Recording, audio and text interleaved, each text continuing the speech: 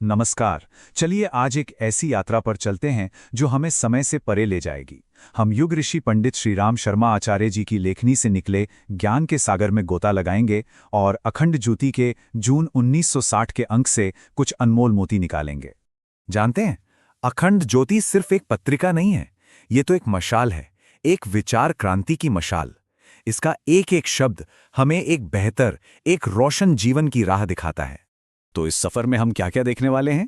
हम समझेंगे कि अपने अंदर की खुशी को कैसे जगाएं, गायत्री की उन 3 महान शक्तियों को कैसे इस्तेमाल करें और कैसे अपने रोजमर्रा के काम को ही एक साधना बना लें। चलिए शुरू करते हैं।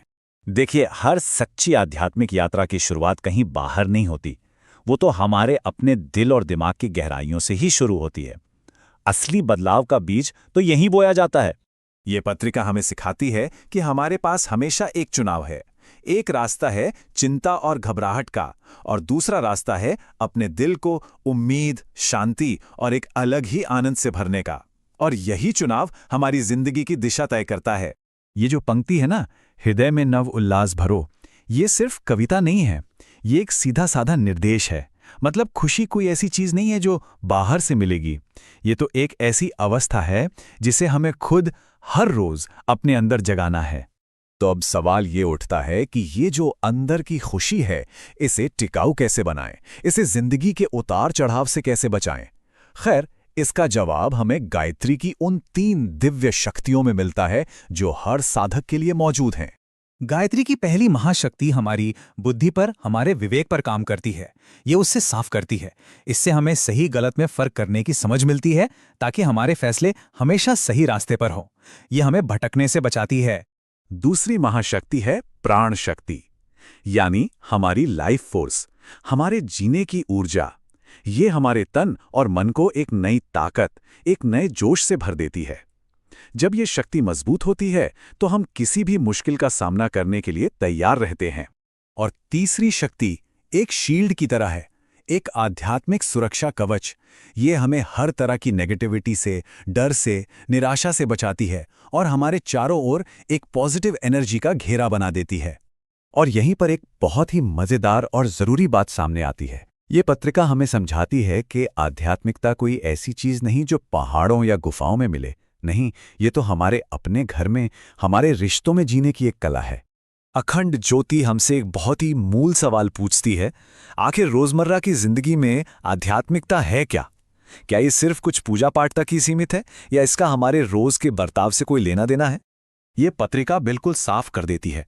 एक तरफ है वो रीति रिवाज जिनमें कोई भावना नहीं, जो बस दिखावे के लिए है, और दूसरी तरफ है वो जिंदगी जो प्यार, दया और सेवा से भरी हो।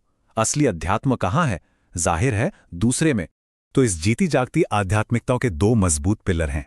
पहला, हर इंसान में, हर जीव में ईश्वर को देखना और बिना किसी स्वार्थ के प्यार करना।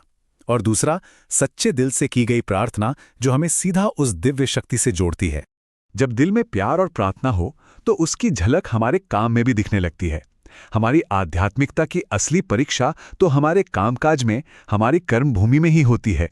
जब हम अपना हर काम, छोटा हो या बड़ा, पूरी ईमानदारी और कुशलता से करते हैं ना, तो इससे सिर्फ समाज का ही भला नहीं होता, हमारा अपना व्यक्तित्व भी निखरता है और अंदर से एक गहरा सुकून, एक संतुष्टि मिलती है। तो सबसे बड़ी बात यह है कि जब हम अपने काम को भगवान को चढ़ाने वाले एक फूल की तरह मानकर पूरी लगन से करते हैं, तो हमारा दफ्तर ही मंदिर बन जाता है और हमारा कर्म ही हमारी पूजा बन जाता है। जाहिर है इस रास्ते पर चलने के लिए हमें रोशनी की जरूरत होती है, एक गाइड की।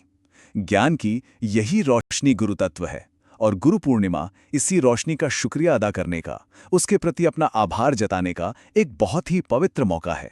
ये दिन किसी एक इंसान की पूजा का दिन नहीं है, ये तो उस पूरी ज्ञान परंपरा को, उन सभी गुरुओं को सम्मान देने का दिन है जिन्होंने इस ज्ञान की मशाल को पीढ़ी दर पीढ़ी जलाए रखा है। ये बात कितनी खूबसूरती से समझाई गई है कि गुरु कोई व्यक्ति नहीं, बल्कि एक सिद्धांत है, एक ऐसी दिव्य रोशनी जो हमारे मन के सारे शक, सारे अंधेरे मिटाकर हमें सच का रास्ता दिखाती है।